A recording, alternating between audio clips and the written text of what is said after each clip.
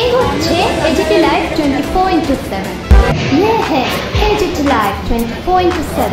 This is as it is live প্রার্থনার মাধ্যমে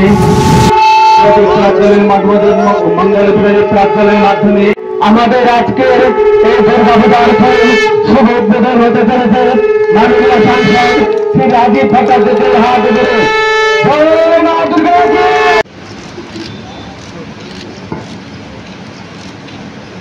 এবারে আমি বিনম্র অনুরোধ করব আমাদের আজকের প্রধান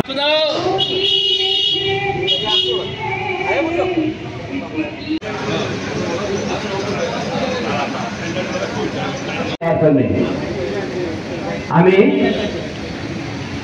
আমাদের ক্লাবের সদস্যদের অনুরোধ করছি মহিলারা দাঁড়াইব ফটো তুলে দিন।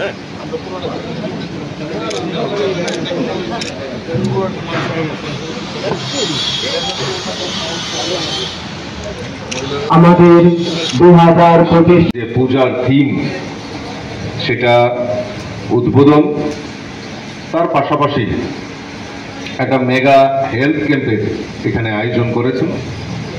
আমাদের মধ্যে উপস্থিত আছেন আমাদের এই এলাকার যিনি বরিষ্ঠ নাগরিক, এবং শুধু এই এলাকা নয় সারা ত্রিপুরা রাজ্যেরই ওনার একটা খ্যাতি রয়েছে, সম্মানিত শিবু সাহা মহোদয়, উপস্থিত ক্লাব সম্পাদক বাপিদা, এখানে উপস্থিত আমাদের এই এলাকার স্বনামধন্য চিকিৎসকগণ, এবং যারা এখানে আমার বয়োজ্যেষ্ঠ আমার যারা বড়রা রয়েছেন, বিশেষ করে আমাদের মহিলা যারা এখানে উপস্থিত হয়েছেন, মায়েরা, আমি সকলকে অনেক অনেক শুভেচ্ছা, অনেক অনেক অভিনন্দন জানাচ্ছি।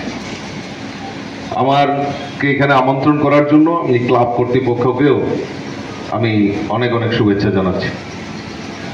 চিত্তরঞ্জন, দেশবন্ধু চিত্তরঞ্জন শুধু দুর্গা উৎসবই নয়, বিভিন্ন সামাজিক কর্মসূচিতে বিভিন্ন সময় তারা অংশগ্রহণ করে থাকে। আমার আজকের দিনে আরেকজনের নাম আমার না বললে নাই হয়, যেটা হলো আমাদের স্বর্গীয় তপেশদা। আজকের দিনে তপেশদার কথাও খুব মনে পড়ছে আমাদের। খুব অ্যাক্টিভলি এই ক্লাবকে পরিচালনা করা, বিভিন্ন সামাজিক কর্মকাণ্ড, তার জন্য ওনারও একটা বিশেষ অবদান এখানে আমরা দেখতে পাই। আর এইবারের পূজার যে থিম রাখা হয়েছে, যে আমাদের ভারতীয়ত্ব বোধ, যারা আমাদের এই ভারতের স্বাধীনতার জন্য নিজেকে উৎসর্গ করেছেন, তাদের প্রতি শ্রদ্ধা জানিয়ে এইবার পূজার থিম রাখা হয়েছে।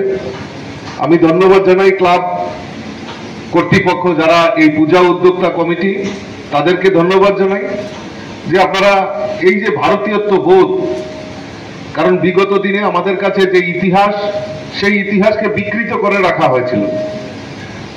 এখন বর্তমান সময়ে আগামী প্রজন্মকে আমাদের যে ভারতের ইতিহাস, ভারতের যে কৃষ্টি, ভারতের যে সংস্কৃতি, তার সঙ্গে আমাদেরকে আগামী প্রজন্মের কাছে ভালোভাবে রাখতে হবে, এবং তারা যেন সঠিক জিনিসটা জানতে পারে।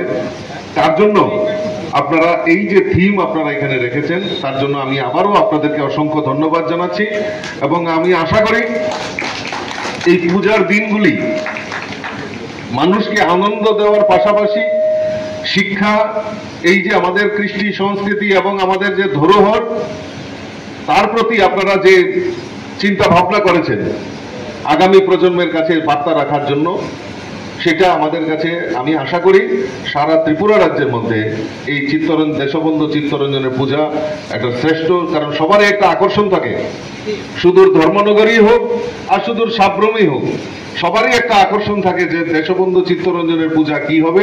আর দেশবন্ধু চিত্তরঞ্জনের পূজা দেখার একটা আকর্ষণ আমাদের সেই দক্ষিণ ত্রিপুরাই হোক আর আমাদের উত্তর ত্রিপুরাই হোক, মানুষের একটা আকর্ষণ থাকে।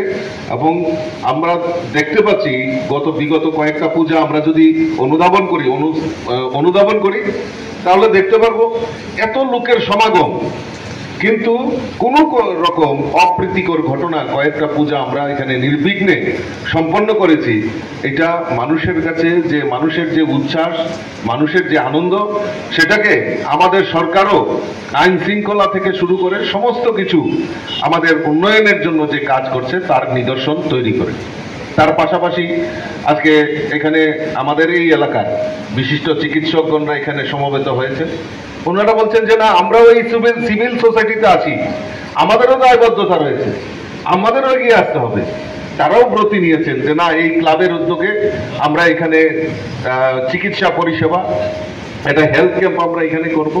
এবং তারাও, আমি দুই ডাক্তার মশাই এখানে আছেন, তাদেরকে আমি চিনি ভালো করে, তারাও বিভিন্ন সময়ে এই সামাজিক কর্মকাণ্ডে অংশগ্রহণ করেন।